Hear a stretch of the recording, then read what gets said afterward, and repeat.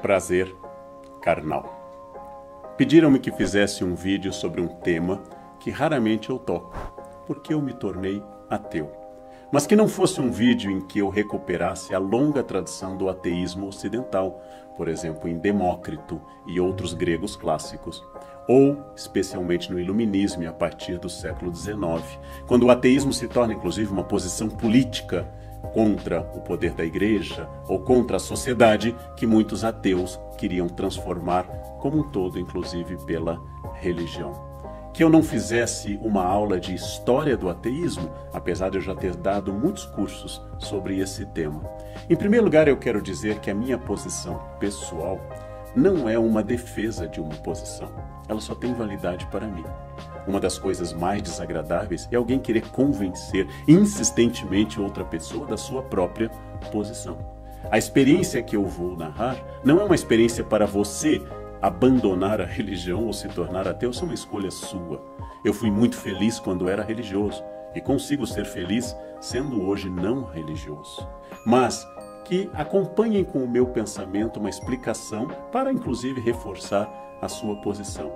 Então, em primeiro lugar, os grandes ateus da história, os filósofos ateus, não são únicos, porque há filósofos religiosos.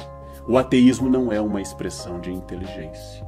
Não há pessoas que são mais brilhantes e por isso se afastam da religião ou sequer da noção de Deus e outras pessoas mais limitadas. Se existe uma regra no mundo, essa regra diz com clareza: há idiotas ateus e idiotas crentes. Há gente brilhante, ateia, e a gente brilhante, crente. Logo, o ateísmo não tem relação com a inteligência. Também não tem aparentemente uma relação clara com a felicidade. Apesar de que muitas pesquisas indicam que alguns elementos de pertencimento, como família, animal de estimação, carreira bem-sucedida, grupo religioso, costumam reforçar laços sociais, e esses laços sociais podem ser importantes para que você se sinta mais feliz, por exemplo. Porém, é importante dizer, se fosse pelo laço social, você poderia constituir um excelente grupo de amigos ateus ou fundar até um grupo de debates ateus. Logo, não vamos buscar fora essa justificativa. Não foi o estudo que me tornou ateu. Pelo contrário, eu vim a conhecer grandes autores que negavam a existência de um Deus causador de tudo, bem depois de começar a duvidar da existência desse Deus. Então, como me pediram um tom mais pessoal, vamos lá. Eu nasci no seio de uma família católica. Minha mãe, de origem luterana, se tornou católica. Meu pai era muito religioso e até o fim da sua vida ele continuou lendo a Bíblia todos os dias e indo à missa com grande frequência, inclusive sempre que podia, a missa diária. Meu pai era muito religioso e muito institucional. Minha mãe era muito religiosa, um pouco menos institucional. Fui colocado em um colégio católico, um colégio de freiras franciscanas, onde fui exposto a uma sociabilidade que passava pela religião. Missa, confissão, primeira comunhão, grupos de oração, retiros anuais. Desde aquilo que era na época a 7ª série, 8ª série e assim por diante, fazíamos retiros todos os anos, 2 ou 3 dias em uma casa de retiros, pregado por um padre, e nós então fazíamos missas comunitárias, havia muita emoção.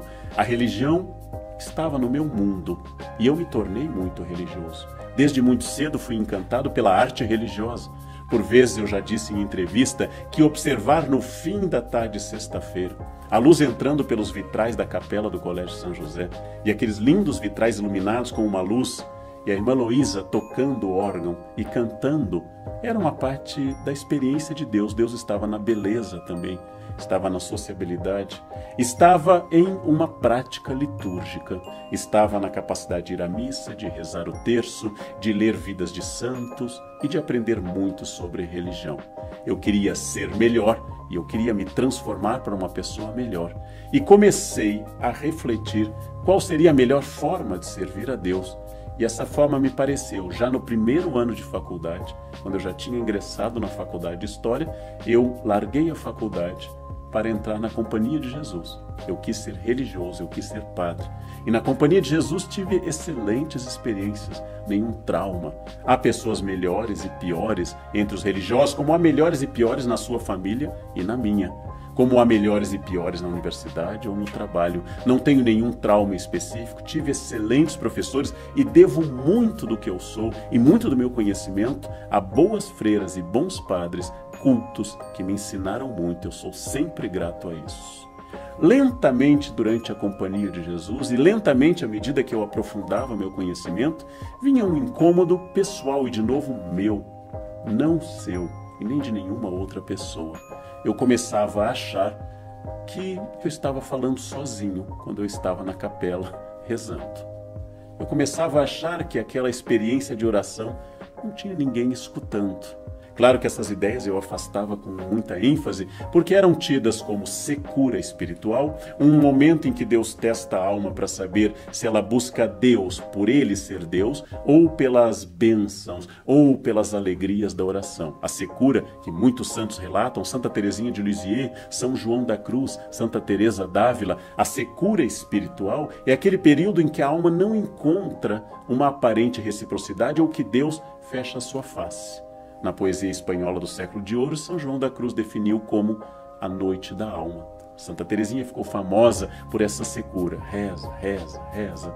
E parece que não encontra consolo. Aquela consolação que, no caso de alguns santos, como Inácio de Loyola, provocavam tantas lágrimas de alegria que o médico chegou a dizer a Inácio que ele ficaria cego se ele não parasse de ter tanto choro durante a oração. Aquela alegria que muitos religiosos genuinamente sentem quando se sentam e abrem o seu corpo e a sua alma para Deus, e parece que estão na presença de Deus, sentem essa consolação e se sentem genuinamente felizes. É claro que eu jamais imaginei, e se eu imaginava eu afastava, que a minha ideia de Deus fosse uma ideia de um Deus totem, aquele Deus que eu peço e se ele me atender eu acredito nele, se ele não me atender eu não acredito nele. Isto é condenado inclusive pelos religiosos. Deus não é um balcão de pedidos. Deus não é uma entidade que serve para facilitar a sua vida.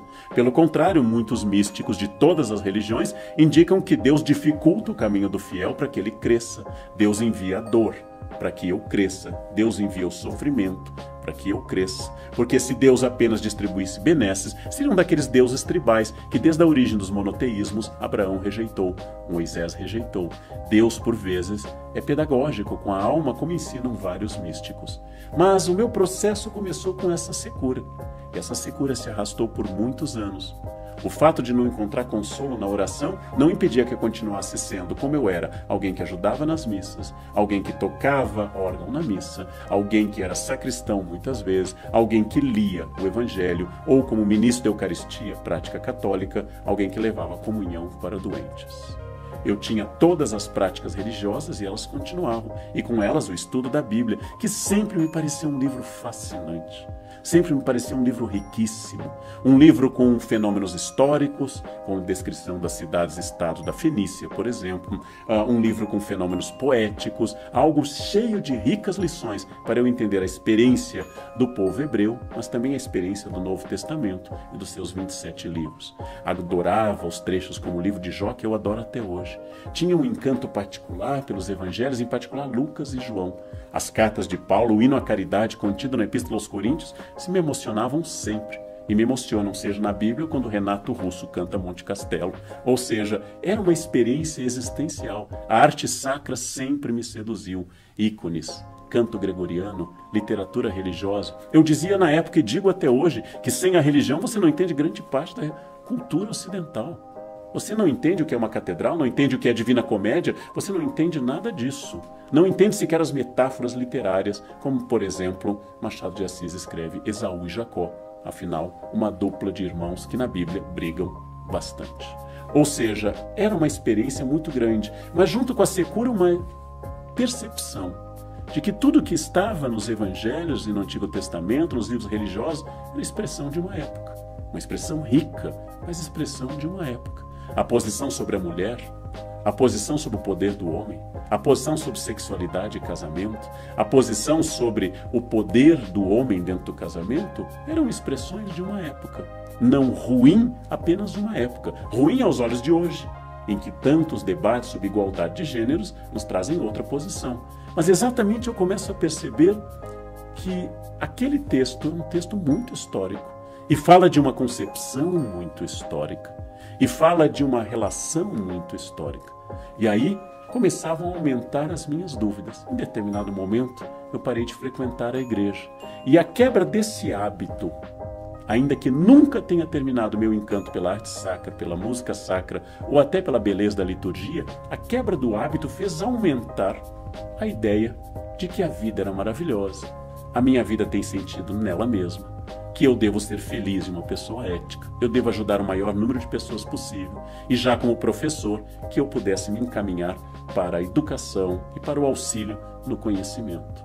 Nunca vi um choque entre ética e ateísmo, como eu nunca vi que os religiosos necessariamente fossem éticos, há religiosos éticos e não éticos. À medida que eu me afastei da igreja, esse processo foi aumentando.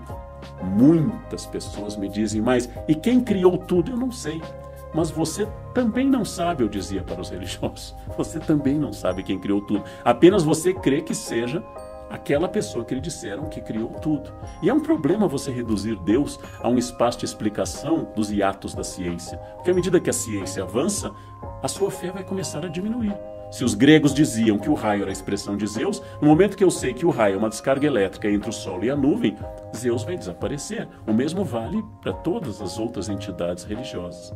Na verdade, como já foi dito, muitas pessoas são ateias dos outros deuses. Você não acredita em Brahma e Shiva, mas acredita em Jesus. Você não acredita em qualquer poder de Buda, que não é Deus, inclusive para os budistas, mas acredita, por exemplo, no seu Deus. Então, essas convicções históricas, elas vieram depois, mas era uma posição interna que nenhuma raiva. Eu acho que quem tem raiva de Deus, como às vezes aparece nos textos de Saramago, por exemplo, quem tem raiva de Deus parece ter uma fé com um vetor negativo. Fica atacando Deus com raiva, como eu encontro às vezes nos textos de Saramago. Mas como eu posso ter raiva se eu de fato estou convencido que as coisas que existem são as que eu vejo? Mas eu não vejo tudo, e eu não vejo todas as coisas ao mesmo tempo. Há muita coisa a ser descoberta. A natureza contém mistérios, mas o fato de eu não conhecer esses mistérios, eles não torna cada um desses mistérios incognoscível, ou seja, impossível de ser conhecido. Apenas fala da minha limitação atual. Eu não sei explicar, porque não sou da área, o que é o Big Bang, mas talvez saibamos em breve mais do que os cientistas já sabem. Eu não sei como de um grupo de moléculas complexas surgiu a vida em algum momento do planeta. Os biólogos sabem explicar, mas deixa de ser muito importante, porque na verdade eu não sei a origem de quase tudo, mas pareceu infantil começar a aplicar essa origem a alguém, uma entidade, um ser que mesmo que superior a tudo, esse fosse o único ser causador. A minha vida foi seguindo cada vez mais sem essa explicação. Isto não é uma característica universal, isso é uma experiência pessoal. Ela é permanente? Bem, eu já fui religioso, eu não sou religioso. Logo, é científico supor que eu possa voltar a ser religioso, se em algum momento, dentro de mim, houver uma percepção diferente.